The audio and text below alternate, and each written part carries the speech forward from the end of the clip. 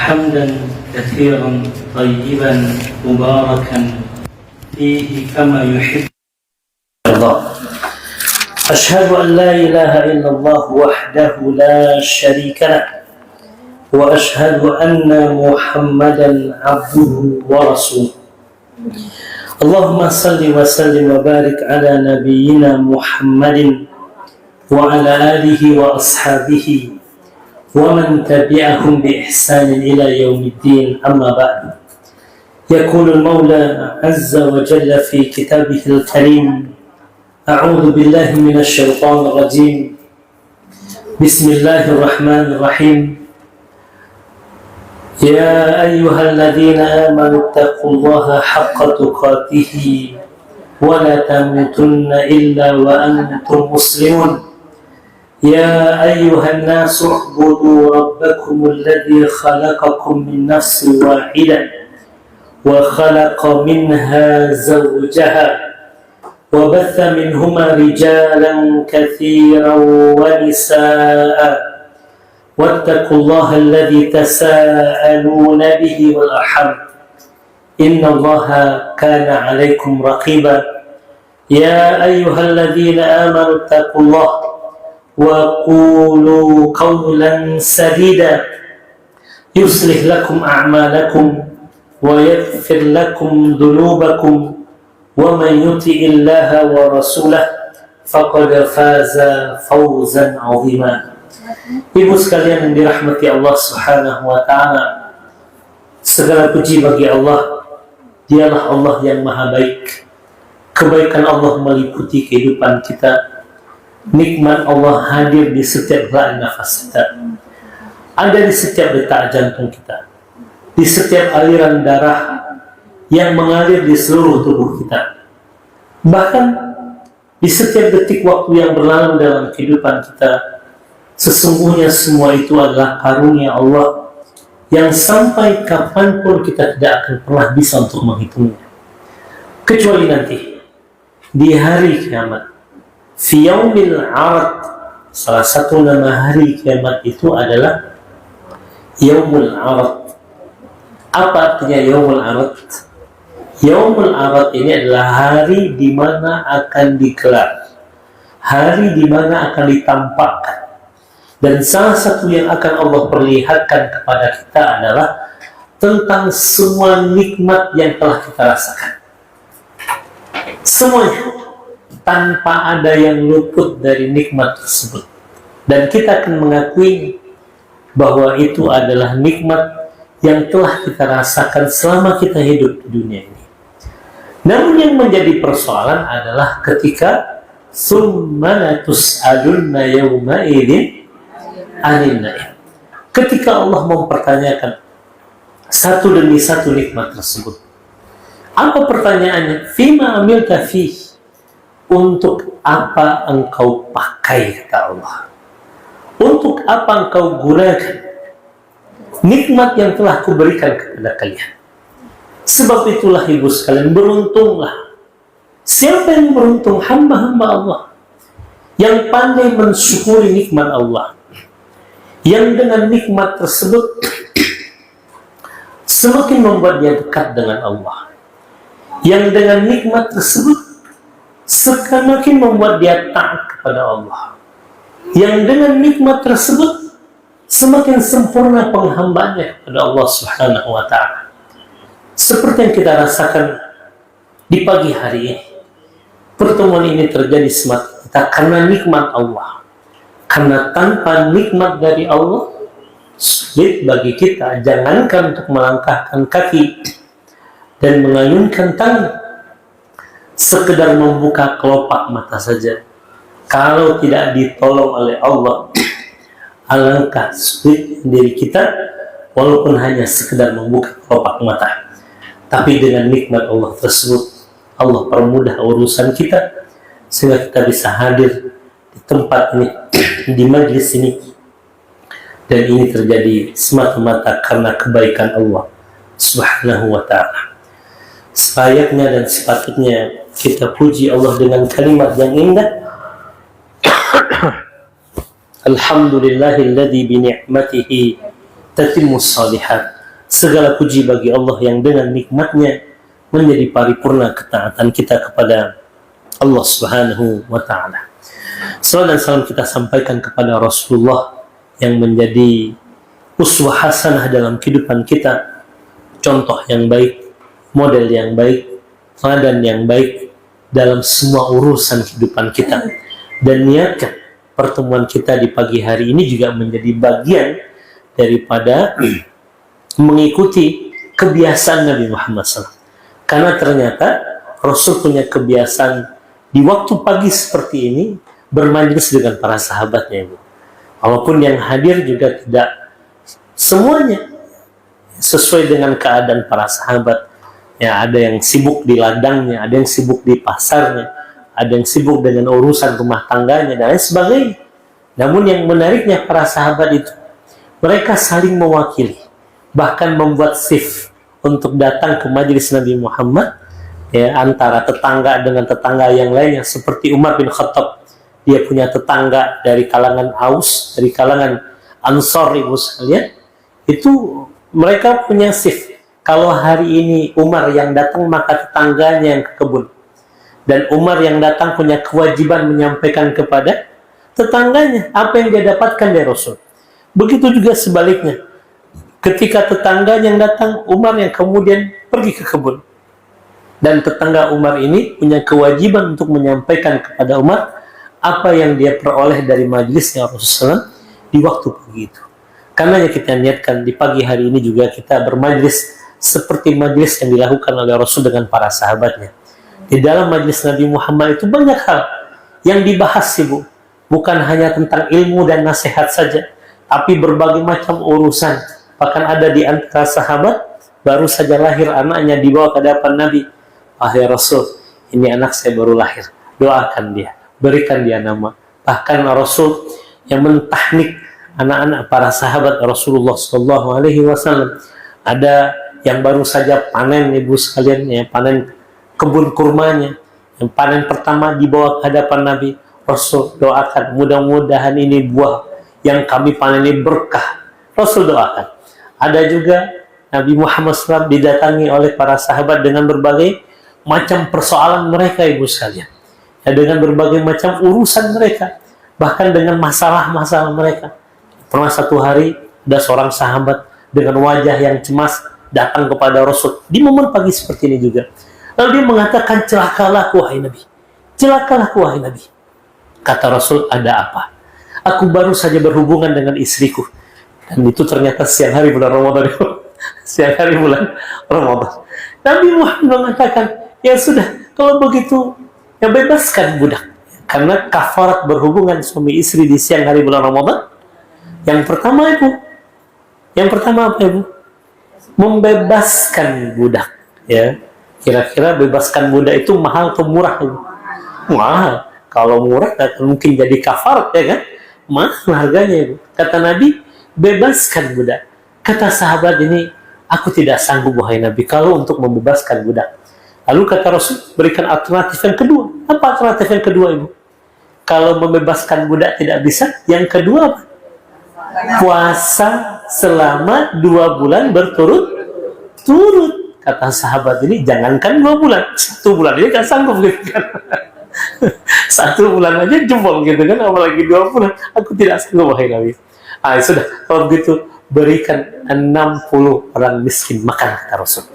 Kata dia, aduh, makin gak sanggup lagi nih, Bu. Jadi dari 3 alternatif kafarat yang disebutkan oleh Rasul, dia tidak sanggup, Ibu sekalian. Hingga ini ada seorang sahabat datang membawa 1 keranjang kurma ke hadapan Nabi Muhammad tadi. Lalu dihadiahkan kepada Rasul. Sepeninggal orang yang memberikan sekeranjang kurma tadi, Rasul bertanya, mana fulan tadi yang datang kepadaku? Aku di sini wahai Nabi. Kemarilah, kata Rasul. Kata Nabi Muhammad apa? Sudah, ini untukmu dan bersedekahlah kepada orang yang miskin di antara orang-orang yang berada di sekitarmu. Apa kata sahabat tadi, Ibu sekalian? Ya Rasulullah, setahuku tidak ada orang yang paling miskin di tempatku kecuali diriku. Setahuku tidak ada orang yang paling miskin kecuali diriku. Mungkin kalau kita dalam posisi Nabi, maka jangan banyak tingkah gitu kan. Tapi tidak. Itu tidak keluar dari lisan Rasul. Apa kata Nabi Muhammad? Ya sudah, pulang engkau, makan engkau dengan keluargamu, kata Rasul. Subhanallah. Itu begitulah Rasul kadang-kadang menyelesaikan persoalan di antara para sahabatnya, dan itu momen di waktu pagi seperti saat ini. Ada juga Rasul didatangi oleh para utusan dari berbagai macam negeri, ya. Juga majlis pagi ini juga majlis makan-makan, ya, Bu. Ada sahabat yang datang memberikan hadiah makan berupa kambing. Rasul ngajak sahabatnya makan secara berjamaah, dan memang Rasul menganjurkan kepada kita untuk makan secara berjamaah karena keberkahannya jauh lebih banyak dibandingkan makan sendiri-sendiri. Jadi kita niatkan pertemuan di pagi hari ini juga menjadi bagian dari kita mengikuti kebiasaan dan sunnahnya Rasulullah Sallallahu Alaihi Wasallam. Ibu sekalian, di pagi hari ini kita akan kembali melanjutkan kajian kita tentang Kitab Tauhid, ya. Kalau pertemuan yang lalu kita langsung membahas Kitab Al-Hikam. Memang Kitab Al-Hikam ini butuh konsentrasi, butuh ya waktu yang cukup ya untuk memahaminya, karena memang bahasa yang digunakan oleh Syekh Ibnu Athaillah As-Sakandari ini sangatlah dalam, ya. Jadi butuh proses. Untuk menyederhanakan pembahasan kita, saya menghadirkan sebuah kitab, judulnya Kitab Tauhid, ya. Dan ini ditulis oleh seorang ulama namanya Abdul Majid Az-Zindani. Ya, pembahasannya sederhana, dengan bahasa yang sederhana, dan insya Allah lebih memudahkan kita untuk memahami dari ya Kitab Tauhid ini. Ibu rahmati Allah, ya, saya ulang lagi, Kitab Tauhid ditulis oleh seorang ulama, Syekh Abdul Majid Az-Zindani namanya. Abdul Majid Az-Zindani, ya, Abdul Majid Az-Zindani. Ibu rahmati Allah, sebelum kita panjang lebar membahas tentang ya ilmu tauhid ini, perlu kita duduk bersama. Apa itu ilmu tauhid? Ya, apa itu ilmu tauhid? Secara umum, pengertian ilmu tauhid ini adalah ilmu yang membahas berkenaan dengan masalah keyakinan. Ya, ilmu yang membahas tentang keyakinan dengan dalil-dalil baik yang datang dari Al-Quran atau datang dari alam semesta ini. Karena di dalam Al-Quran Allah menyebutkan, dalam surat Ar-Rum itu kita mendapati banyak sekali ayat yang mengatakan apa, ibu sekalian? Wa min ayatihi, ya kan? Wa min ayatihi. Apa artinya ayatihi, Bu? Dan di antara tanda-tanda kekuasaan Allah, kebesaran Allah, itu ada pada penciptaan. Termasuk kita ini bagian daripada tanda-tanda kekuasaan Allah Subhanahu wa Ta'ala. Jadi dengan dalil-dalil yang datang dari Al-Quran dan Sunnah, maupun dalil-dalil yang datang dari penciptaan Allah Subhanahu wa Ta'ala, artinya yang Allah ciptakan di alam semesta ini, ya, allati tazilu kulla syak, yang menghilangkan segala keraguan kita, ibu sekalian. Jadi dengan dalil-dalil yang ada di dalam Al-Quran maupun Sunnah, atau dalil-dalil dari semua yang diciptakan oleh Allah Subhanahu wa Ta'ala, menghilangkan apa, ibu? Keraguan kita. Yang ada justru keyakinan. Bahkan keyakinan kita ini kepada Allah melebihi sesuatu yang ada di tangan kita. Kenapa kita yakin di tangan saya ada botol berisi air? Karena nampak, ya, Bu, ya. Sekarang apakah Allah itu nampak? Tidak, karena dia adalah al-ghaib. Apa itu al-ghaib? Yang maha ghaib, tidak nampak. Alladzina yu'minuna bil ghaib. Ya, orang yang beriman itu adalah orang yang percaya dengan al-ghaib. Siapa al-ghaib di sini? Allah. Ya, Allah. Tapi keyakinan kita kepada Allah yang ghaib itu melebihi dari keyakinan kita dari yang nampak di tangan kita ini. Ya. Jadi menghilangkan segala keraguan. Wa huwal ilmu alladhi yakshifu batilal kafir. Dan ilmu tauhid ini juga ilmu yang menyibak kebatilan orang-orang kafir, muslim. Artinya keyakinan mereka yang salah itu, dengan ilmu tauhid ini terungkap sudah kebatilannya. Jadi dengan kita mempelajari ilmu tauhid ini, kita juga bisa mengungkap dan menyibak kebatilan atau kesesatan keyakinan orang-orang kafir. Wa syubhatihim, dan syubhat-syubhat mereka, ibu sekalian. Ya, syubhat yang mereka sampaikan tentang agama Islam, ya, iman ini. Dengan kita mempelajari ilmu tauhid, kita mampu menyingkap itu semua. Dan juga wa akadzibihim, kebohongan-kebohongan yang mereka buat tentang Tuhan-Tuhan mereka, keyakinan mereka, akidah mereka. Dengan demikian tastakirru bihi anfus. Dengan kita mempelajari ilmu tauhid ini, membuat hati menjadi tenang, ibu sekalian. Wa tatma'innul qulubi bil iman. Dan hati juga menjadi, selain jiwa menjadi tenang, hati juga menjadi tenang dengan iman. Karenanya nanti kita akan sampai pada pembahasan, ibu sekalian, bahwa iman inilah yang membuat seorang hamba itu hidupnya merasa tenang. Dan itu yang Allah sebutkan di dalam Al-Quran. Apa kata Allah Azza wa Jalla di dalam sebuah ayat, innal ladhina qalu rabbuna Allah summa istaqamu tatanazzalu alaihimul malaikatu alla takhafu wa la tahzanu. Sesungguhnya orang-orang yang mengatakan Tuhan kami adalah Allah, lalu istiqamah di atas iman, maka malaikat akan turun kepada mereka untuk menyampaikan alla takhafu wa la tahzanu. Jangan takut, jangan bersedih. Artinya apa? Orang yang beriman selalu di dalam hatinya ada keberanian, yang kedua ada kebahagiaan, ibu sekalian. Jadi dengan kita mempelajari ilmu tauhid, membuat hati, jiwa merasa tenang. Wa summiya bi ilmi tauhid. Dan kenapa disebut dengan ilmu tauhid, ibu? Kenapa kira-kira? Tauhid itu artinya apa, ibu sekalian? Mengesahkan. Siapa yang kita esahkan? Allah. La ilaha illallah. Kenapa disebut dengan ilmu tauhid? Karena pembahasan yang paling penting dari ilmu tauhid ini adalah tauhidullah, tentang keesaan Allah Subhanahu wa ta'ala. Jadi perkara pokok dari pembahasan ilmu tauhid ini tentang keesaan Allah. Sebagaimana firman Allah Subhanahu wa ta'ala dalam surat Ar-Ra'd di ayat ke-19. Surat Ar-Ra'd ayat ke-19. Apa kata Allah Subhanahu wa ta'ala? Afaman ya'lam annama unzila ilaika min rabbikal haqqu kaman huwa a'ma innama yatadzakkaru ulul albab, kata Allah Subhanahu wa ta'ala. Coba barangkali ibu ada handphone yang di dalamnya ada Quran, ya, coba buka surat Ar-Ra'd ayat ke-19. Kita tadabburi sedikit. Ar-Ra'd ayat 19. Jumpa Bu Liza juga. Ar-Ra'd ayat 19. Afaman ya'lam annama unzila ilaika min rabbikal haqq. Coba ibu. Apakah orang yang Coba ibu baca.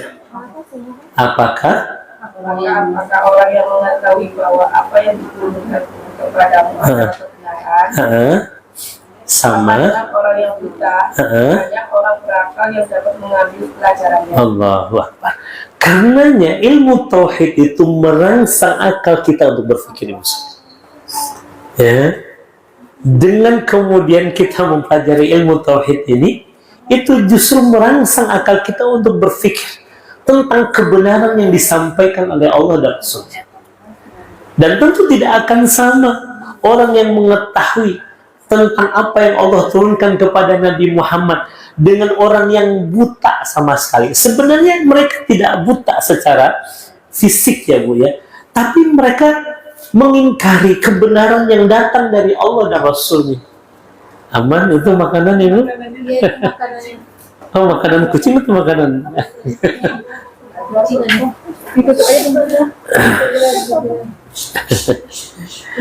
Ya. Di dalam ayat yang lain Allah juga berfirman, ibu sekalian, sebenarnya tidak ada yang menghalangi orang-orang kafir itu dari apa yang sudah dijelaskan oleh Rasulullah SAW kepada mereka, melainkan karena kesombongan mereka. Di saat Rasul telah menyampaikan kebenaran itu kepada mereka, agar mereka meninggalkan penyembahan berhala-berhala mereka dengan dalil yang jelas, dengan logika yang begitu sangat diterima oleh akal mereka. Jadi tidak ada yang menghalangi orang kafir itu dari kebenaran kecuali karena kesombongan mereka. Ya, karena itu mereka dianggap buta, bukan buta secara hakiki, tapi buta hati mereka menerima kebenaran itu. Tentu tidak akan sama. Jadi ilmu tauhid ini ya akan menghantarkan kita kepada ma'rifatullah, pengenalan, pengetahuan kita kepada Allah Subhanahu wa taala. Nah, yang kedua, apa saja ruang lingkup pembahasan ilmu tauhid ini? Apa saja ruang lingkup pembahasan ilmu tauhid? Ya, pembahasan ilmu tauhid ini, Bro sekalian, adalah berkenaan dengan iman kepada Allah dan mengesahkan Allah. Iman kepada Allah dan mengesahkan Allah, serta mengikhlaskan semua yang kita lakukan semata-mata hanya karena Allah Subhanahu wa taala. Dan tidak ada sekutu bagi Allah Subhanahu wa taala. Jadi sekali lagi, ruang lingkup pembahasan ilmu tauhid adalah tentang iman dan mengesahkan Allah dan mengikhlaskan ibadah kita hanya karena Allah dan tidak ada sekutu bagi Allah Subhanahu wa taala. Nah, terkait dengan iman, ibu sekalian, tentu ya sebagaimana yang kita ketahui, iman ini ada berapa rukun ya, Ibu? Ada 6. Dan ini berdasarkan dalil Al-Qur'an dan Sunnah. Ya kan, di dalam surat Al-Baqarah itu kan, di akhir surat Al-Baqarah Allah mengatakan apa? Ya, amanar rasulu bima unzila ilaika wa ma unzila ila amanar rasulu kullun amana billahi wa malaikatihi wa kutubihi wa rusulihi la nufarriqu baina ahadin min rusuli qalu sami'na wa ata'na ghufranaka rabbana wa ilaikal masir.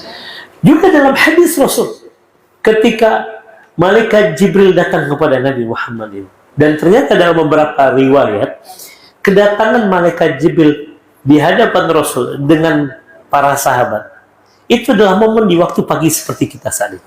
Ketika Umar menceritakan, ya, ittala alaina rajulun syadidu bayadis syadid. Ketika kami sedang duduk dengan Nabi Muhammad, bainama nahnu julusun, kata Rasul, ya, inda Rasulillah. Ketika kami sedang duduk bersama Nabi Muhammad, di suatu hari muncul ke hadapan kami seorang laki-laki yang memakai pakaian yang sangat putih, yang bersih, tidak ada noda sedikit pun. Syadidu sawadi syar, dia memiliki rambut yang sangat hitam, pekat, tebal dan ikal. La yura alaihi atharu safar, tidak nampak pada dirinya tanda-tanda bahwa ia adalah seorang musafir. Kenapa ini? Karena tadi pakaiannya putih, bersih, ya, tanpa noda. Rambutnya hitam, pekat, tebal dan ikal. Karena di zaman dulu mudah sekali membedakan antara musafir dengan orang yang mukim. Ya kan? Kalau musafir itu nampak pada tampilan yang acak-acakan, dipenuhi dengan debu, rambut juga demikian, tapi tidak pada diri laki-laki yang datang ini. Ya wala ya'rifuhu minna ahad, dan tidak ada satupun di antara kami yang mengetahui siapa laki-laki ini. Hingga dia duduk di hadapan Nabi. Lalu kemudian dia tempelkan kedua lututnya pada kedua lutut Rasul. Wa wada'a kaffaihi ala fakhidai, dan dia meletakkan telapak tangannya di atas pahanya siapa itu? Ada dua penafsirannya. Satu pahanya sendiri, yang kedua paha Nabi. Ya, terlepaslah pahanya sendiri atau paha Nabi, dua-duanya benar. Yarhamukallah. Ya, yang jelas riwayat menunjukkan hal demikian. Dan itu adalah adab duduknya seorang penuntut ilmu di hadapan gurunya. Nah, yang anehnya bagi para sahabat, tanpa ada basa-basi, tanpa ada muqaddimah, tanpa memperkenalkan diri, dia langsung bertanya, "Ya Muhammad, akhbirni anil Islam." Beritahu aku tentang Islam. Rasul jelaskanlah dengan menyebutkan rukun Islam. Selesai Rasul menyebutkan rukun Islam, laki-laki yang bertanya ini mengatakan, "Shadaqta, engkau benar." Nah, kata Umar, "Fa'ajibna lahu." Kami heran dengan orang yang datang ini. Kenapa herannya, Bu? Biasanya orang bertanya, "Oh begitu ya jawabannya." Ini tidak. Dia justru membenarkan kebenar wahai Muhammad. Maka muncul di dalam hati para sahabat, ini orang bukan orang biasa. Lalu dia bertanya lagi, "Akhbirni anil iman." Beritahu aku tentang iman. Nah, disitulah Rasul menyebutkan secara spesifik tentang rukun iman itu. Apa kata Nabi? "Antu'mina billahi wa malaikatihi wa kutubihi wa rusulihi wal yawmil akhir wa tu'mina bil qadari khairihi wa syarrihi."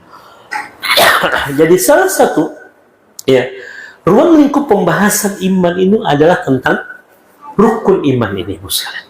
Iman kepada Allah dan mengesahkan Allah, mengikhlaskan ibadah hanya kepada Allah. Yang kedua, ruang lingkup tentang ilmu tauhid ini adalah tentang iman kepada para rasul yang membawa petunjuk dari Allah, yang kemudian menghantarkan kita kepada pengenalan terhadap apa yang mesti kita lakukan sebagai seorang hamba, ya kan? Dari ibadah, muamalah, akhlak, ya. Kemudian ruang lingkup iman juga, pembahasan ilmu tauhid ini adalah tentang apa, Ibu? Iman terhadap kitab-kitab Allah Subhanahu wa taala. Yang Allah Subhanahu wa taala turunkan bukan hanya kepada Nabi Muhammad, juga kepada nabi-nabi sebelum Nabi Muhammad.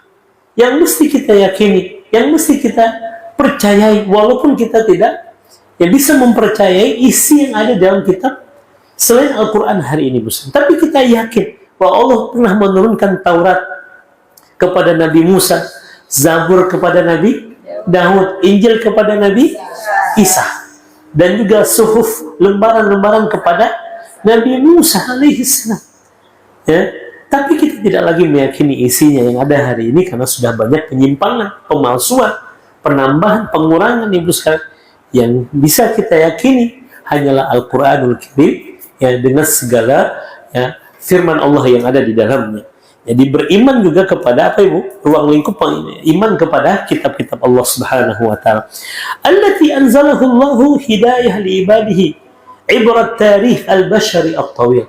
Di mana Allah Subhanahu wa taala menurunkan kitab-kitab itu kepada para nabi dan rasulnya, berisikan petunjuk, Ibu sekalian, bagi kehidupan manusia, dalam sejarah kehidupan manusia. Dan Al-Quran menjadi penyempurna dari seluruh kitab-kitab yang Allah turunkan kepada para nabi dan rasul sebelumnya.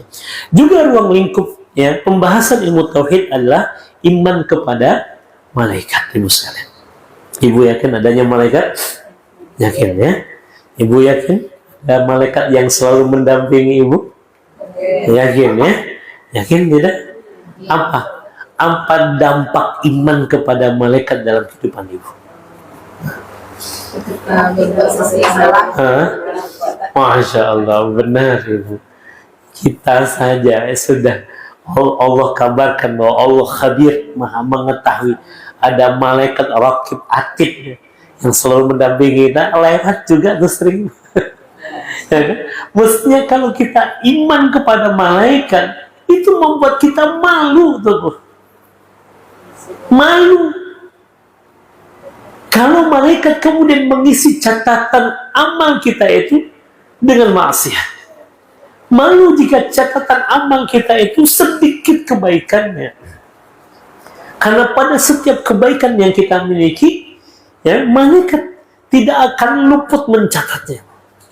Tidak ada yang luput sedikit pun dari apa yang kita lakukan, kecuali semuanya dicatat oleh malaikat. Jadi salah satu dampak iman kita kepada malaikat itu, bahwasanya kita akan lebih mawas diri, berhati-hati dalam kehidupan ini. Dan juga malaikat itu kan banyak, dengan segala tugas yang Allah berikan kepada mereka. Dan malaikat ini adalah ibadullahi mukramun, hamba-hamba Allah yang mulia, Ibu sekalian. Ya, walaupun satu sisi kita juga bisa lebih mulia dibandingkan dengan malaikat kalau kita taat kepada Allah dan Rasulnya, Ibu sekalian. Buktinya apa? Buktinya Kenapa Allah perintahkan para malaikat sujud kepada Nabi Adam? Kenapa ini? Sujud malaikat kepada Nabi Adam itu sujud penghambaan atau sujud apa itu? Penghormatan. Bukan penghambaan ini. Penghormatan, penghargaan, pemuliaan. Artinya apa? Manusia bisa jadi lebih mulia dibandingkan dengan malaikat. Disebabkan apa ini? Satu, iman kita. Yang kedua, ketaatan kita. Yang ketiga, ilmu kita. Kan itu yang membuat akhirnya malaikat mengatakan, qalu subhanaka la ilma lana illa ma 'allamtana. Kami tidak punya ilmu kecuali Engkau ajarkan kepada kami, wahai Allah. Menunjukkan bahwasanya ilmu Nabi Adam melebihi daripada ilmunya malaikat. Karenanya kalau ibu ingin diangkat oleh Allah derajat ibu, bahkan daripada malaikat, salah satunya adalah dengan apa ibu? Ya. Bahkan anjing sekali bu. Kita tahu anjing ini diantara makhluk Allah yang apa bu? Memiliki tingkat najis yang sangat berat sekali. Ya, najis mughallazah kan begitu dalam bahasa fikihnya kan? Gimana cara membersihkan air liur anjing ini bu? Dicuci sebanyak 7 kali dan 1 diantaranya adalah dengan tanah. Saking beratnya najis anjing ini. Tapi lihat, anjing ini menjadi sesuatu yang berharga ketika apa ibu? Ketika dia berilmu. Karena yang berbeda hasil buruan anjing yang memang dilatih untuk berburu dengan anjing yang tidak dilatih untuk berburu ibu. Kalau hasil tanggapan anjing yang memang dilatih untuk diburu, itu hewannya masih boleh dimakan. Kalau kita sembelih segera ibu sekalian. Ya. Ibu sekalian, lihat. Bahkan anjing punya nilai kalau dia punya apalagi manusia ibu sekalian. Karena itu Allah katakan dalam Al-Quran, yarfa'illahu alladhina amanu minkum walladhina utul ilma darajat. Allah akan mengangkat orang-orang yang beriman dan orang yang berilmu beberapa derajat kata Allah. Dan itu yang membuat manusia dimuliakan Allah di hadapan malaikat karena ilmunya di antaranya. Karena iman ibu sekalian. Sebab itulah kita nggak boleh berhenti untuk menuntut ilmu. Tapi bukan berarti dengan kita mengetahui ilmu membuat kita sombong. Jadilah iblis. Kenapa iblis diusir dari surga ibu? Apakah karena kurang berilmu deh? Apakah kurang soleh iblis itu ibu? Tongkrongannya malaikat. Coba. Kurang hebat apa iblis itu? Ya kan? Tapi karena kesombongannya Allah usir dari rahmat Allah subhanahu wa ta'ala. Makanya ilmu ini bukan membuat kita sombong, tapi justru semakin tunduk kepada Allah subhanahu wa ta'ala. Nah, ruang lingkup pembahasan ilmu tauhid juga tentang apa ibu sekalian? Tentang iman kepada hari akhir. Nanti juga kita akan banyak bahas tentang itu. Iman kepada hari akhir. Dan apa-apa yang Allah siapkan di hari akhir, balasan bagi orang yang beriman dan juga bagi orang kafir. Baik kenikmatan maupun azabnya ibu sekalian. Dan salah satu dampak iman kita kepada hari akhir, kira-kira apa ini? Efek kita beriman kepada hari akhir membuat kita apa? Satu, ya kita persiapkan diri kita. Menunjukkan bahwa saja memang hidup di dunia ini adalah tempat kita berbekal. Tempat yang kita tinggalkan. Bukan tempat tinggal kita, melainkan tempat yang akan kita tinggalkan. Ibu sekalian, dalam sebuah hadis Rasul pernah bersabda begini, "Kun fid dunya ka'annaka gharibun aw abiru sabil." Jadilah engkau di dunia, kata Nabi, seperti yang pertama seperti orang asing.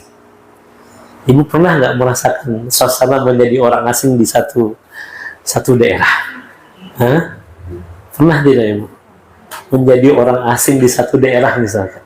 Ibu melakukan perjalanan kemana gitu kan, di tempat yang ibu pernah ke situ. Ya, tidak ada kenalan, tidak ada sanak saudara, tidak ada famili. Gimana suasana hati ibu sebagai seorang asing di satu tempat? Nyaman tidak ibu? Enggak. Atau seperti orang yang sedang dalam perjalanan, kata Nabi. Ya, sebagai seorang musafir, bahkan ke tanah suci pun kita sekalian, sekalipun ibu sekalian, status kita sebagai musafir di sana. Yang jelas kita tetap akan apa ibu? Pulang meninggalkan, walaupun sekalipun tanah suci ya kan. Kita tidak akan menetap di situ karena memang bukan di situ tempat tinggal kita. Pulang kita kemana? Ke rumah kita. Menunjukkan apa? Bahwa di dunia ini bukanlah tempat yang harusnya kita terlalu merasa nyaman di sini ibu sekalian. Karena di dalam sebuah hadis Rasul mengatakan la rahata lil mu'min illa fil jannah. Tidak ada waktu berehat bagi seorang mukmin kecuali di mana rehat kita ibu? Di surga. Karena hakikatnya dunia ini adalah tempat kita untuk beramal.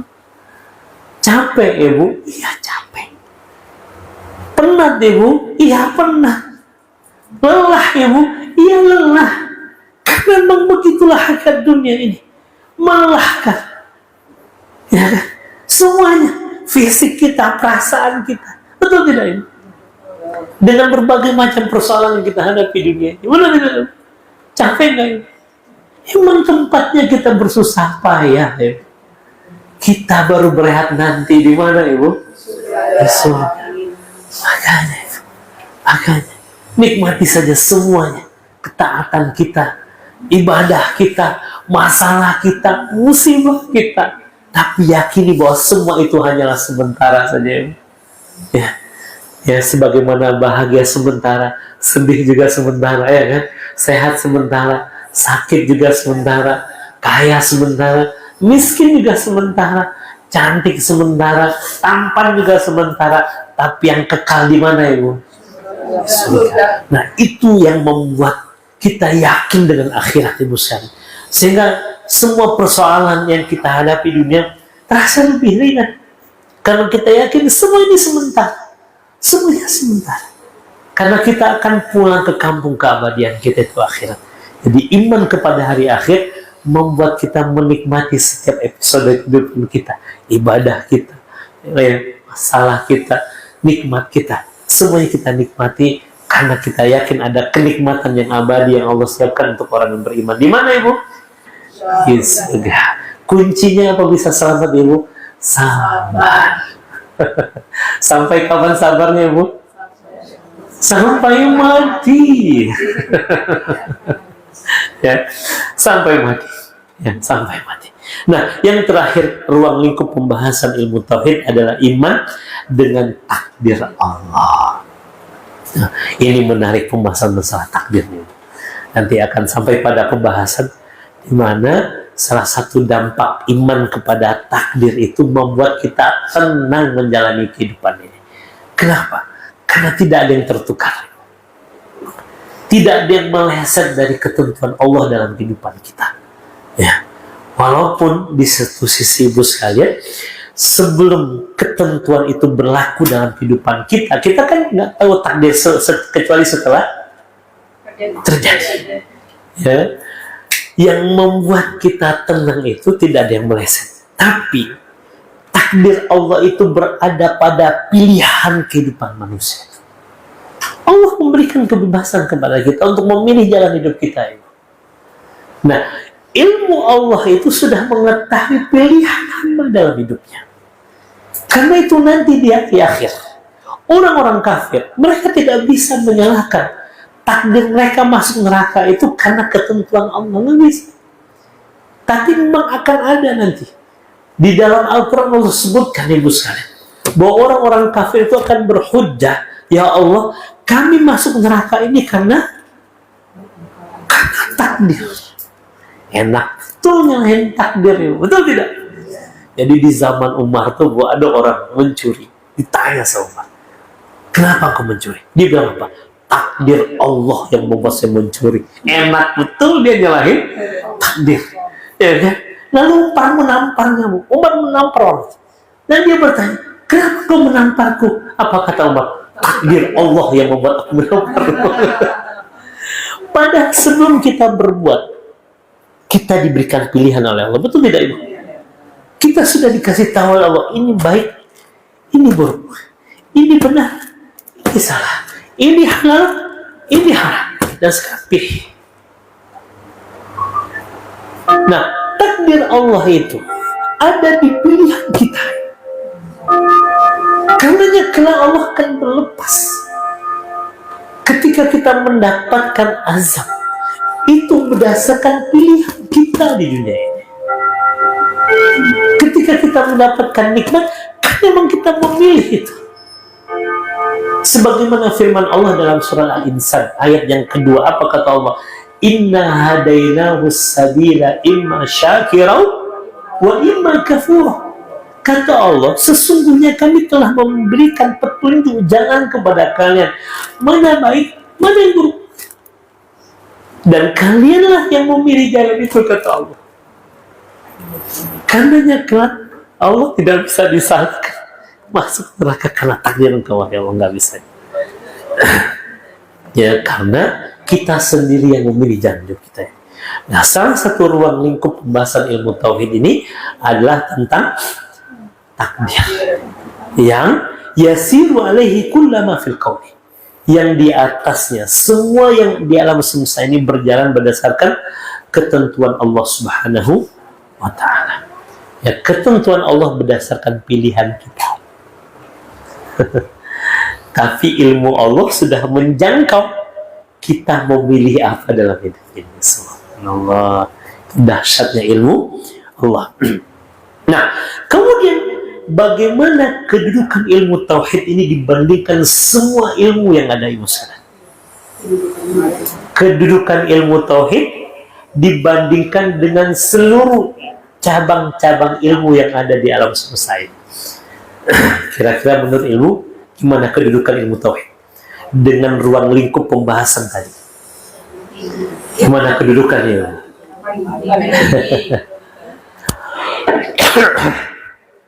Ilmu itu memiliki nilai berdasarkan tema pembahasan ilmu itu. Berdasarkan tema pembahasan, ruang lingkup pembahasannya. Fa'idha kanat tibbu ashraf minat najjarah. Ya, kalau antara ilmu kedokteran dengan ilmu pertukangan, menurut ibu mana yang lebih mulia? Tergantung kondisi ya, Bu, ya. Bisa jadi ilmu pertukangan lebih bermanfaat dibandingkan dengan kedokteran. Tapi kalau kita bahas dari sisi ini yang ditangani manusia, yang satu lagi perkayuan, kira-kira mana yang lebih mulia, manusia atau perkayuan?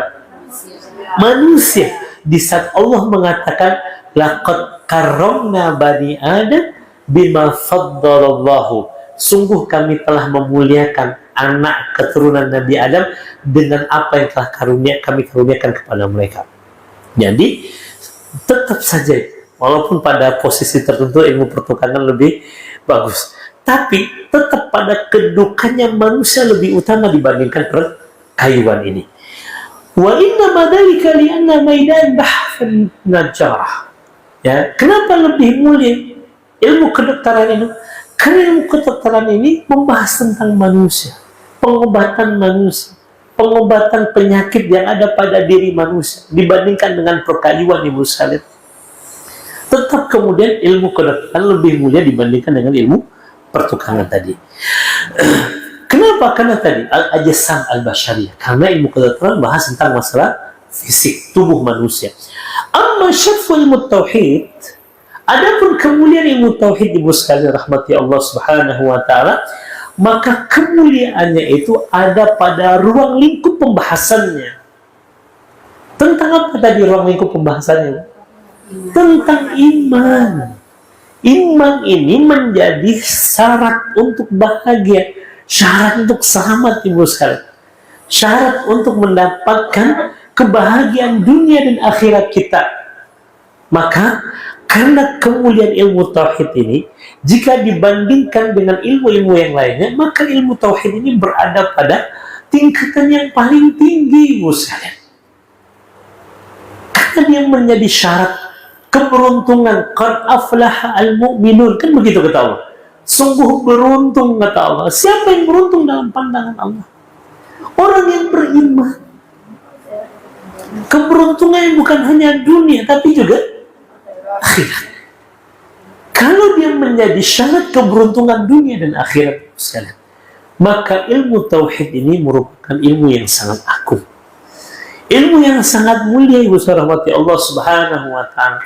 Karena yang kita bahas dalam ilmu tauhid ini bukan hanya tentang kehidupan dunia, tapi kehidupan setelah akhirat, kehidupan yang abadi, Ibu sekalian. Kehidupan yang akan kita jalani, dan itu khalidina fiha abada, kekal, Ibu sekalian. Karena yang membahas ilmu tauhid ini menjadi sesuatu yang sangat penting, Ibu sekalian. Pertanyaannya, apa hukum mempelajari ilmu tauhid? Apakah dia fardu ain atau fardu kifayah? Kenapa dia fardu ain, Ibu? Sebelum fardu ain, apa perbedaan antara fardu ain dengan fardu kifayah? Kifayah dipelajari satu orang saja, tidak menjadi tanggung jawab dari individu yang lain. Itu fardu kifayah. Kalau fardu ain dipelajari oleh setiap orang. Baik. Kalau fardu itu sendirinya apa, Ibu? Fardu itu artinya apa, Ibu? Wajib itu apa, Ibu? Harus. Efek dari wajib ini apa, Ibu? Dosa kalau ditinggalkan, berpahala kalau diamalkan, ya. Berarti mempelajari ilmu tauhid ini adalah sebuah kewajiban. Nah, kewajibannya ain atau kifayah? Itu lagi. Ain. Berarti fardu ain ini wajib bagi setiap individu. Kalau fardu kifayah, kewajiban yang apabila telah dilaksanakan oleh sebagian dari kaum muslimin, maka gugurlah kewajiban yang lainnya.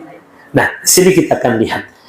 Ta'allamu ilmu tauhid fardu ainin ala kulli muslimin wa muslimatin. Mempelajari ilmu tauhid ini adalah fardu ain, kewajiban setiap muslim dan muslimah, Ibu sekalian. Bihaitsu yatawaffar al-iqtina' al-qalbi wal aqli lada al-muslim annahu ala ad-din al-haq. Kenapa dia menjadi fardu ain? Karena iman ini dasarnya adalah ilmu, Ibu. Bukan semata-mata karena orang tua kita muslim lalu kemudian kita muslim. Sekalipun orang tua kita muslim, lalu kita menjadi muslim karena keturunan, tetap kita berkewajiban untuk mempelajari ilmu tauhid ini. Karena dasar iman itu adalah ilmu. Sebagaimana firman Allah dalam Al-Quran, fa'lam annahu la ilaha illallah. Itu surat apa, Ibu? Surat Muhammad ayat ke-19. Fa'lam, apa artinya fa'lam, Ibu? Maka ketahuilah tentang apa? Bahwasanya tidak ada ilah yang berhak disembah kecuali Allah. Artinya apa? Dasar tauhid kita ini adalah ilmu.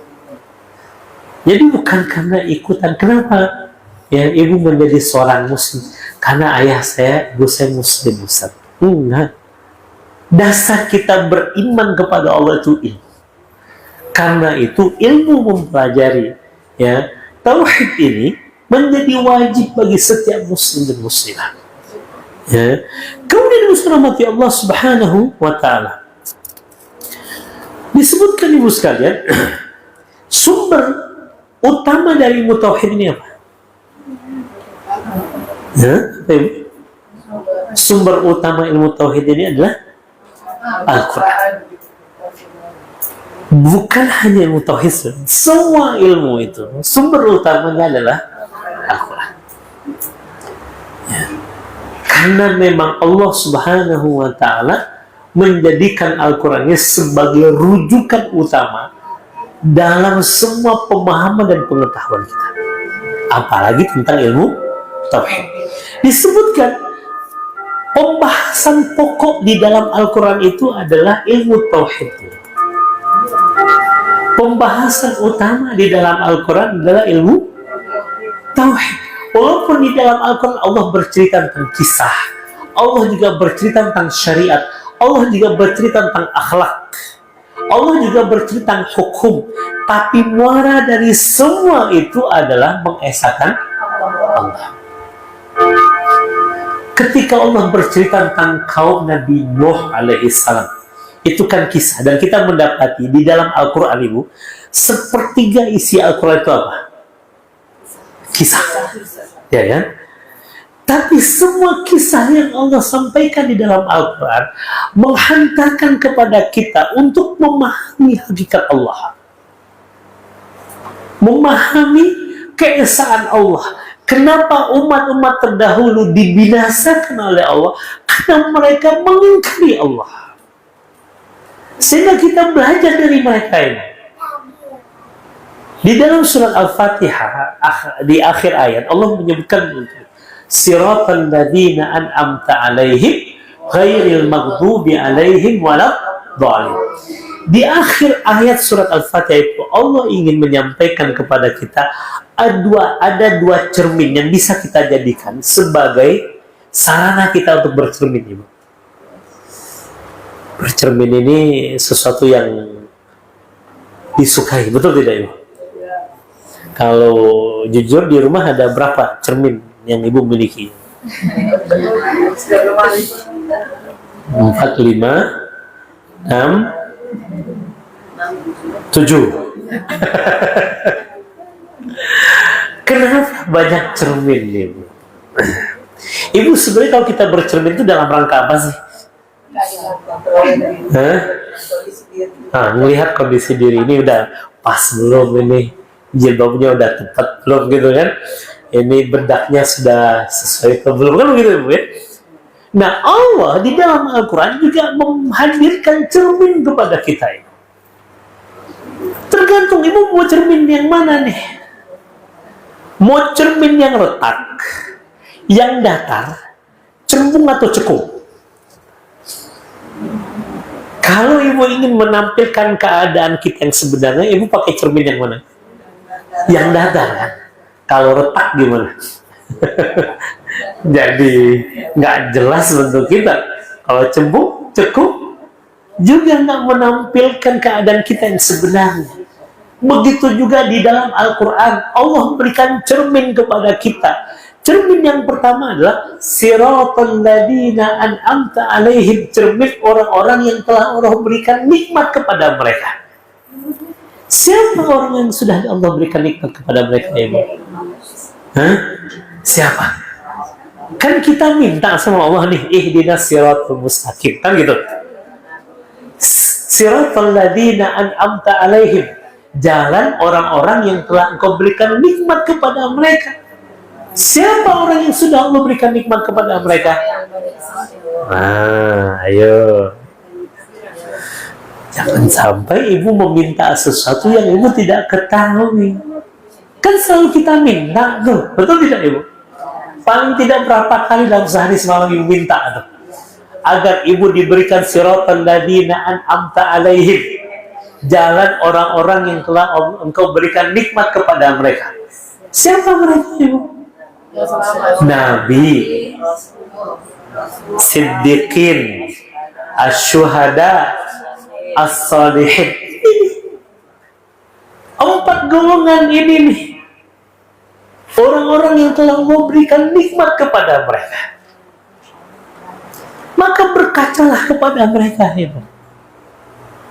Dari para nabi dan rasul Allah. Makanya di dalam Al-Quran Allah banyak menceritakan tentang para nabi. Karena kita ingin mengikuti jejak mereka. Allah juga menyebutkan tentang as-siddiqin, Orang-orang yang apa? Siddiq. Orang-orang yang membenarkan kebenaran itu. As-siddiq. Ya, juga bermakna jujur artinya ya, Bu. Kan Allah katakan, rijalun minal mu'minina shadaku ma ahadullah alaih. Ada di antara orang yang beriman, mereka adalah rijal yang jujur dengan apa yang telah mereka janjikan kepada Allah. Ibu merasa pernah berjanji tidak dengan Allah? Hah? Ibu merasa pernah berjanji tidak dengan Allah? Rasa tidak? Apa janji ibu kepada Allah? Masya Allah. Syahadat itu janji, ibu. Salah satu makna syahadat itu janji. Dan kita selalu mengulang janji kita kepada Allah untuk menjadikan Allah satu-satunya ilah dalam kehidupan kita. Ya kan? Ibu merasa berjanji tidak? Allah Akbar. Nggak masalahnya, ibu tahu tidak salah satu makna syahadat itu janji? Ya tahu kan? Dan kita selalu mengulang janji kita kepada Allah. Dalam sehari semalam saja, ibu berapa kali itu? Subuh sekali, zuhur 2 kali, asar 2 kali, maghrib 2 kali, isya 2 kali. Paling tidak, kalau dalam sholat fardu saja, berapa kali ibu janji sama Allah? 9 kali. Makanya Allah katakan rijalun minal mu'minin shadaku, mereka membenarkan, mereka jujur dengan apa yang telah mereka janjikan kepada Allah. Dan kita berharap kita termasuk minas siddiqin tadi, ibu, yang tidak ada sedikit pun keraguan di dalam hati kita tentang Allah, di mana tidak ada sekutu bagi Allah di dalam hati kita, yang selalunya kita bicara tentang Allah, yang selalu kemudian menambah iman kita kepada Allah. Karenanya Allah banyak menyebutkan tentang para siddiqin di dalam Al-Quran. Siapa di antaranya as-siddiqin itu? Yang jelas Abu Bakar ya. Karena dia sudah digelari as-siddiq. Yang digelari siapa? Rasul. Siapa lagi? Banyak para sahabat yang mereka mati di jalan Allah, tidak merubah sedikit pun keimanan mereka kepada Allah. Para syuhada di perang Badar, syuhada di perang Uhud itu. Kan banyak tuh Allah bercerita tuh. Bahkan ada di antara para sahabat yang belum lagi menikmati ya kenikmatan kelapangan, tapi mereka sudah mendapatkan syahid. Ya, makanya yang ketiga siapa? Syuhada. Di antara ada seorang sahabat namanya Mus'ab bin Umair itu. Ibu pernah mendengar nama sahabat ini? Mus'ab bin Umair ini sahabat yang sangat familiar sekali, ibu. Salah satu tokoh dari kalangan sahabat yang mensukseskan hijrah Rasul dan kaum muslimin, namanya Mus'ab bin Umair. Usianya masih sangat belia kali itu, masih belasan tahun. Ketika Rasul mengutus dia untuk menjadi duta ke kota Madinah Munawwarah, membimbing kaum muslimin yang sudah masuk Islam, menyiapkan kota Madinah untuk dihijrahi oleh Rasul dan kaum muslimin. Itu anak usianya berapa tahun, ibu? Belasan tahun. Di perang Uhud ini terjadi pada tahun keberapa Hijriah? Tahun ketiga Hijriah, 3 tahun setelah Rasul hijrah ke kota Madinah. Itu termasuk lama atau baru sebentar Rasul ke kota Madinah? Sebentar. Perang Uhud ini terjadi. Dan di perang Uhud ini 70 orang sahabat yang syahid di perang itu. Termasuk paman Nabi namanya Hamzah. Termasuk ada sahabat Rasul namanya Hanzalah. Hanzalah ini lebih dahsyat lagi, ibu. Hari di mana Rasul menyerukan seruan jihad, itu dia baru saja menikah di siang harinya.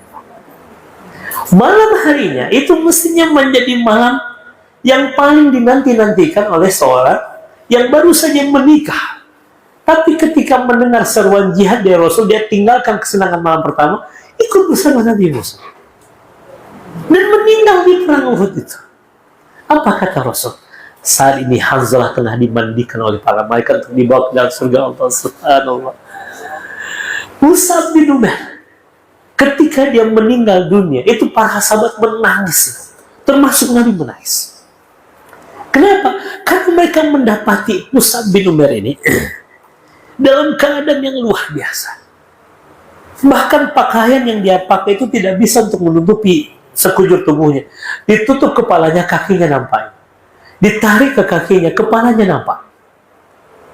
Lalu kemudian Rasul memutuskan untuk menutup kepalanya dengan kain dan kakinya ditutup dengan rumput iskir, rumput yang ada di padang pasir.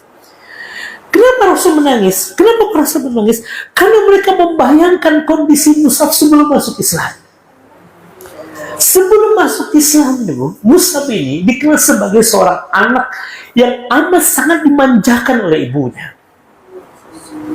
Berasal dari keturunan yang kaya raya dan terpandang, orangnya tampan, menjadi buah bibir pembicaraan gadis-gadis kota Mekah. Kalau tidaklah dia berjalan di satu jalan atau di satu gang, melainkan gadis-gadis kota Mekah itu akan membuka jendela rumah mereka, lalu mereka memperlihatkan sebagian dari badan mereka sambil bersiul untuk menarik perhatian Mus'ab.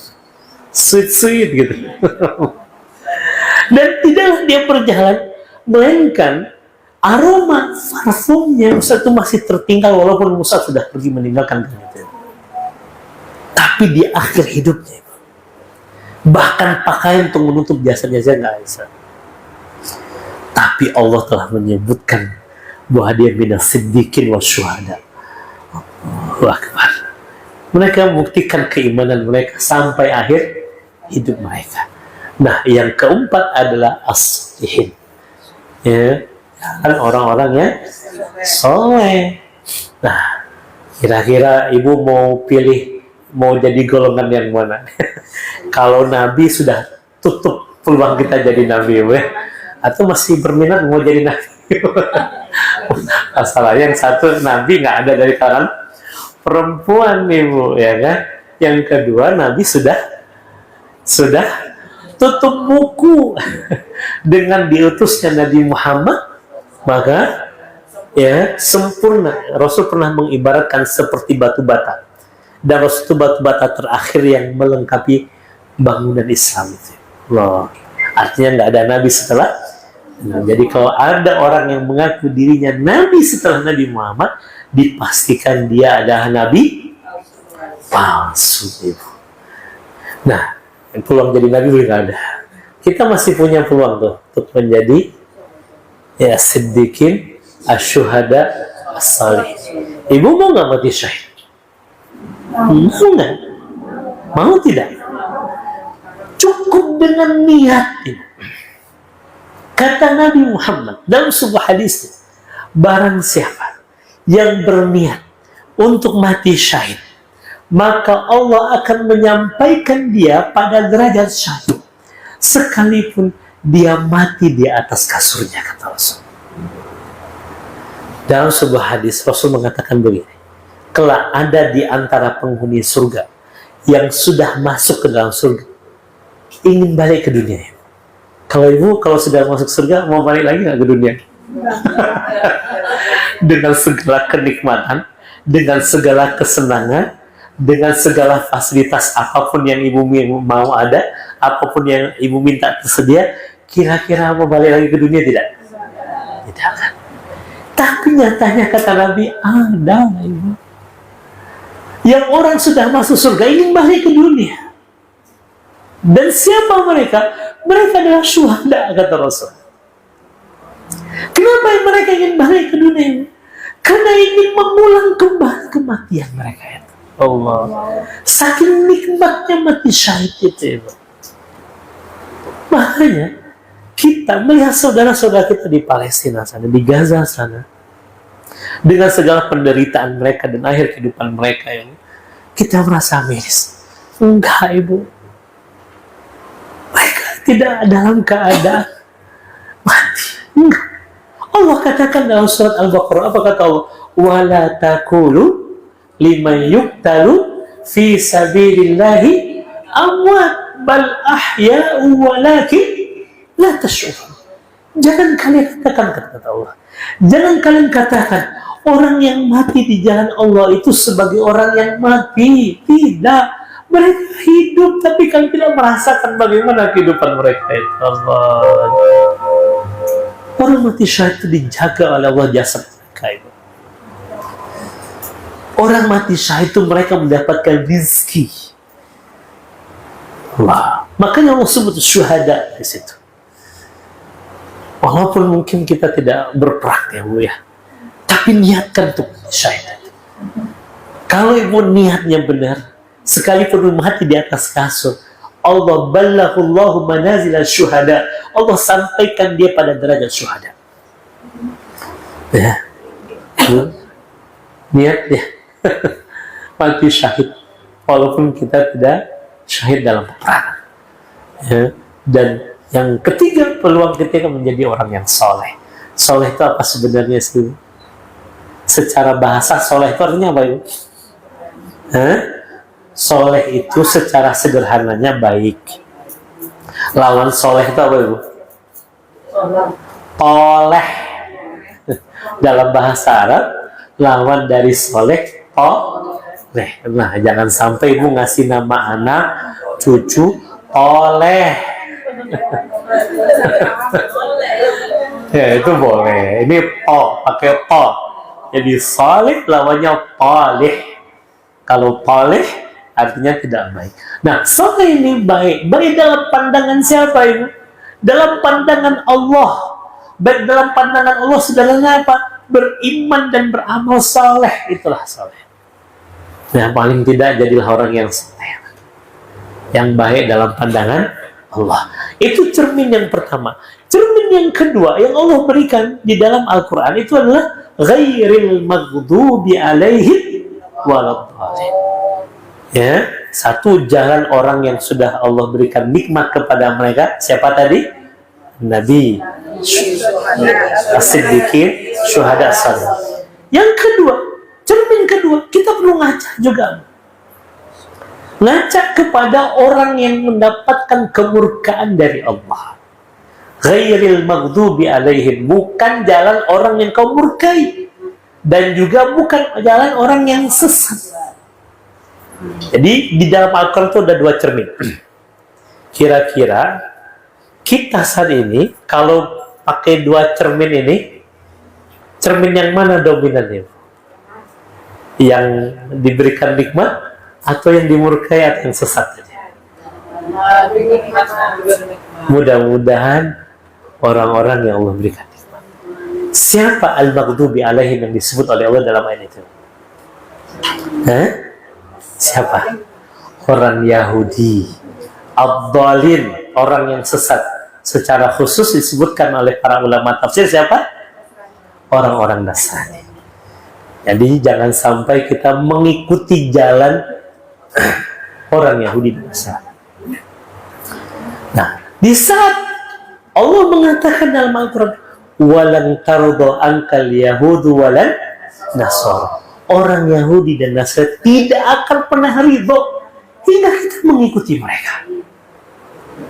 Jadi hari ini yang terjadi Ibu sekalian adalah upaya bagaimana umat Islam, sekalipun mereka secara pernyataan adalah Muslim, tapi pemikiran dan gaya hidup mereka mengikuti orang Yahudi dan Nasrani.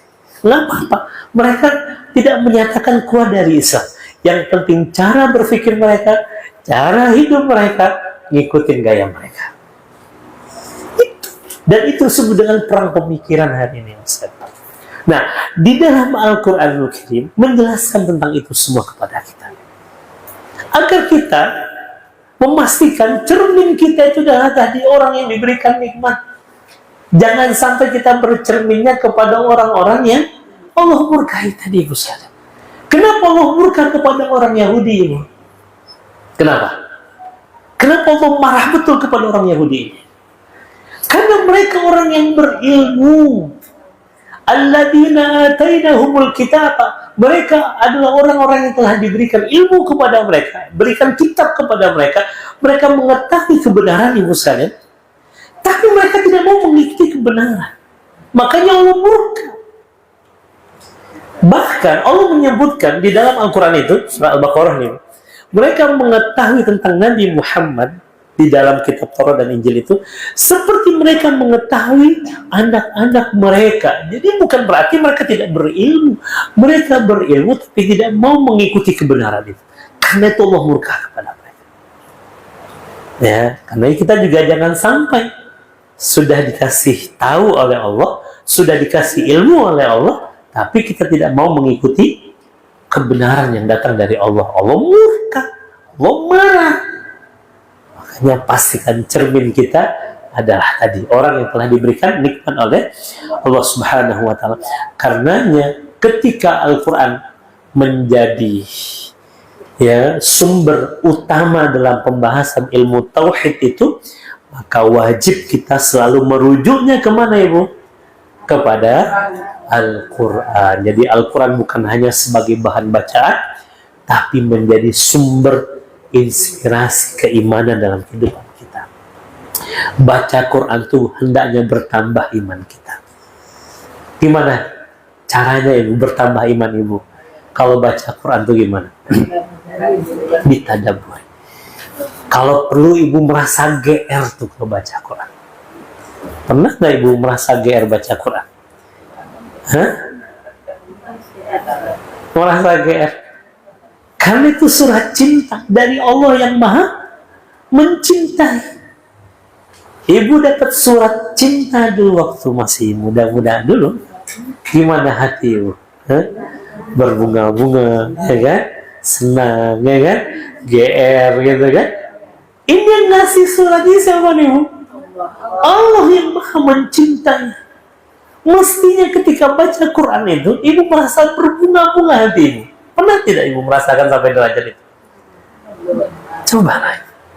Apalagi ketika Allah mengatakan misalkan, innalil muttaqina mafaza hadaiqa wa a'naba wa kawaiba atraba wa ka'san dihaqa la yasma'una fiha jaza'an min rabbika ata'an hisaba rabbis samawati wal ardi fama bainahuma rahman la yamlikuna minhu. Masya Allah, itu ayat, Bu, harusnya membuat Ibu getar. Bagi orang yang bertakwa ada kemenangan, kata Allah. Ada kejayaan, hadaiqa wa anaba, bagi mereka kebun-kebun dan anggur yang begitu sangat banyak. Nah, apa kita nggak punya kebun di dunia ini? Nggak apa-apa. Yang penting kebun kita di mana, Ibu? Di surga. Ibu, kalau punya kebun di surga, kira-kira ini perlu repot dan capek tidak? Nanamnya, mupuknya? Enggak. Tinggal Ibu minta, seketika ada. Pernah ada satu ketika, Rasul cerita begini. Jadi Rasul cerita, ada ketika penghuni surga telah masuk ke dalam surga, kata Rasul. Qala ahadum, salah satu di antara penghuni surga, bilang begini, ya Rabb, i'dzanni fid dar'.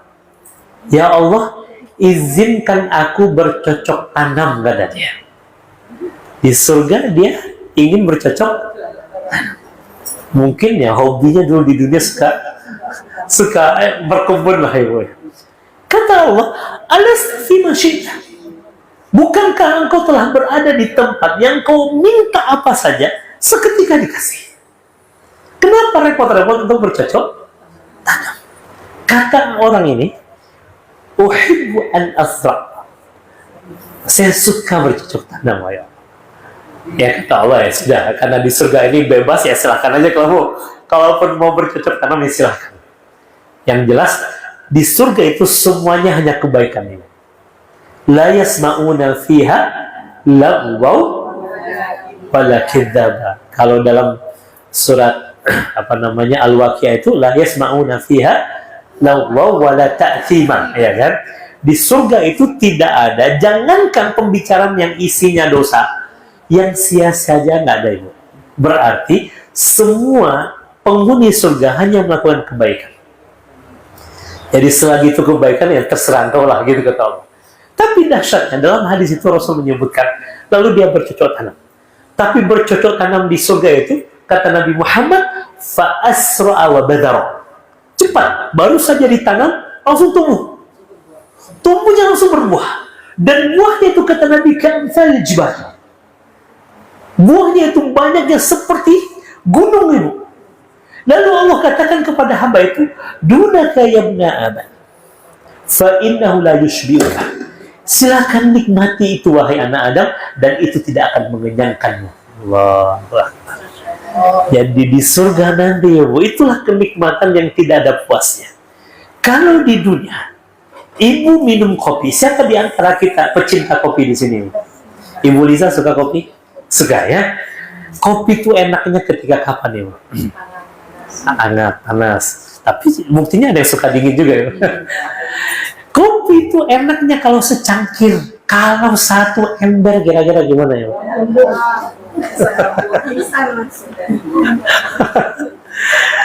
Di dunia, di akhirat ya, di surga kata Allah, dunaka yabna Adam fa innahu la yushbi'uka. Silahkan makan, dan itu tidak akan mengenyangkan engkau.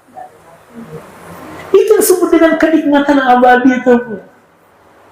Karena di dunia itu nikmat itu sedikit, kalau banyak buat kita muntah ya Musa. Jadi kalau kita ingin menikmati kenikmatan di dunia ini sedikit saja. Kalau banyak itu jadi bikin masalah, betul tidak Ibu? Maka yang penting di dunia ini kita mintanya apa Ibu? Minta cukup, bukan banyak. Atau cukup banyak Ibu? Yang penting cukup. Karena kenikmatan yang banyak itu hanya di akhirat.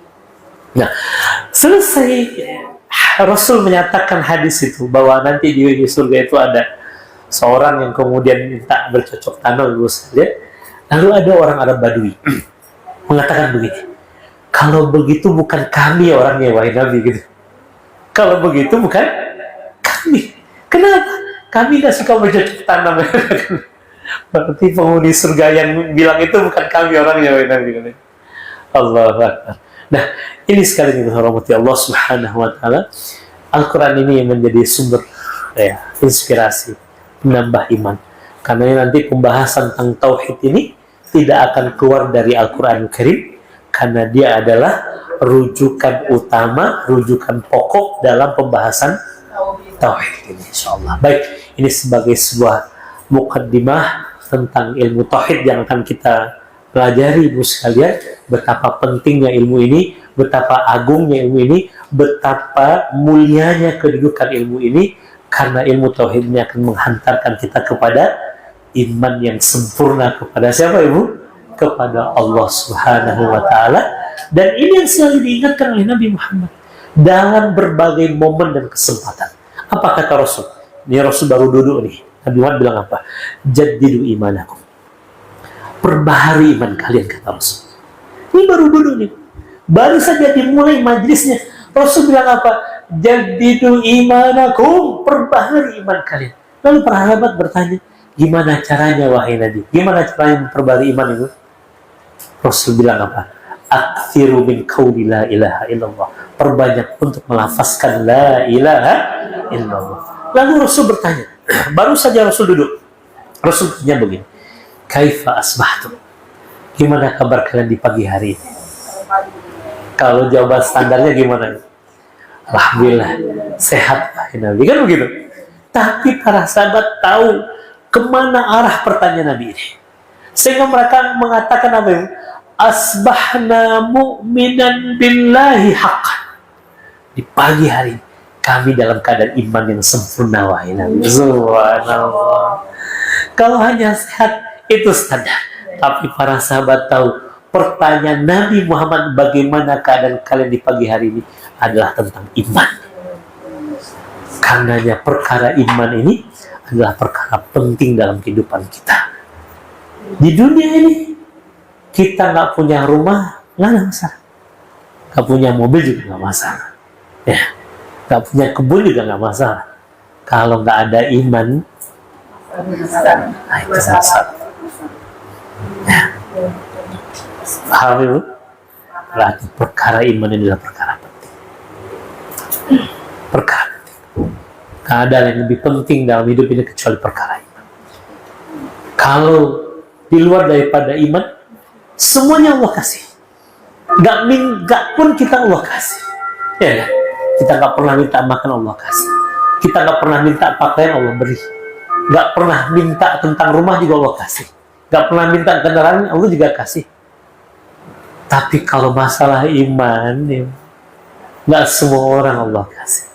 Hanya hamba yang terpilih, dan kita termasuk yang dipilih oleh Allah. Makanya perkara yang paling berharga dalam hidup kita adalah perkara iman ini, yang harus kita jaga, yang harus kita rawat. Dan salah satu cara untuk merawatnya, yuk pelajari iman ini. Kata para sahabat, ta'allamnal Quran, ta'allamnal iman, fazidna iman. Kami belajar tentang Quran, kami belajar tentang keimanan, sehingga bertambah iman kami kepada Allah Subhanahu wa Ta'ala. Mengapa kita perlu mempelajari ilmu tauhid ini? Walaupun mungkin dulu di sekolah, di madrasah kita belajar, karena itu tidak akan pernah cukup, ibu sekalian. Harus terus diasah, harus terus dibicarakan. Sebagaimana Nabi Muhammad selalu bicara tentang keimanan, perbaharui iman kalian. Gimana kabar iman kalian? Itu selalu dipastikan oleh Nabi Muhammad di setiap hari, setiap hari. Rasul pastikan imannya para sahabat dalam keadaan baik. Ya, sehingga Rasul selalu bertanya, gimana? Siapa yang di antara kalian ini berpuasa? Itu pertanyaan Nabi bukan hanya tentang ibadah saja, karena pertanyaan itu akan berpengaruh kepada iman. Siapa hari ini yang kalian berpuasa? Karena pertanyaan Rasul random sekali, nggak ada yang menyangka itu akan ditanya. Kalau mereka ya tahu akan ditanya tentang puasa, para sahabat pasti puasa hari itu semuanya.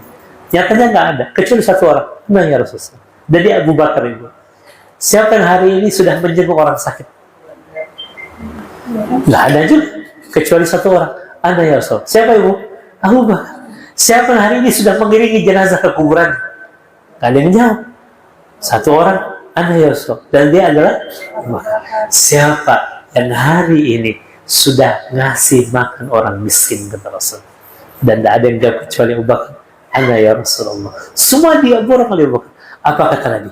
Barang siapa yang dalam satu hari berkumpul 4 perkara ini dalam dirinya, dia masuk surga dan terus. Subhanallah. Itu percaya tentang ibadah, tapi relevannya kepada iman yang besar. Karenanya ibadah yang kita lakukan ini akan sangat erat kaitannya dengan iman. Jadi semuanya akan berhubungan dengan iman. Ya, termasuk akhlak. Akhlak ini cerminan keimanan. Ya. Buktinya apa? Iman ini memiliki berapa cabang? 70 cabang. Dan 70 cabang itu sebagian besarnya adalah tentang akhlak. Contoh, barang siapa beriman kepada Allah dan hari akhir, hendaklah dia berkata baik atau diam. Itu kan akhlak. Jadi kalau orang dengan keimanan yang baik, ya pasti menjaga lisannya. Allah. Nanti akan banyak hubungan iman ini kemana, akan kita bahas dalam ilmu tauhid ini. Dan mudah-mudahan ini sebagai mukaddimah kita untuk hantarkan kita kepada iman yang sempurna kepada Allah Subhanahu wa Ta'ala. Baik, kita tutup dengan lafaz hamdalah. Alhamdulillahirabbil alamin. Dan sedikit kita berdoa semoga Allah menjadikan ilmu kita ini bermanfaat. Nauzubillahi minasyaitonirrajim. Bismillahirrahmanirrahim. Alhamdulillahirabbil alamin. Wassalatu wassalamu ala asyrafil anbiya'i wal mursalin wa ala alihi wa ashabihi ajmain. Allahumma ighfir lana dhunubana wa liwalidina warhamhum kama rabbawna shighara. Rabbana zalamna anfusana wa in lam taghfir lana wa tarhamna lanakunanna minal khasirin. Allahumma anfa'na bima 'allamtana wa 'allimna ma yanfa'una. Rabbana zidna ilma warzuqna fahman wasi'a wa 'amalan mutaqabbala wa rizqan halalan tayyiba. Rabbana atina fid dunya hasanah wa fil akhirati hasanah wa qina adzaban nar. Subhana rabbika rabbil izzati amma yasifun wa salamun alal mursalin walhamdulillahi rabbil alamin. Taqabbalallahu minkum minna wa minkum taqabbal ya karim. Aqulu qawli hadza wa astaghfirullah li wa lakum. Subhanakallahumma bihamdika asyhadu an la ilaha illa anta astaghfiruka wa atubu ilaik. Assalamualaikum warahmatullahi wabarakatuh. Waalaikumsalam warahmatullahi wabarakatuh.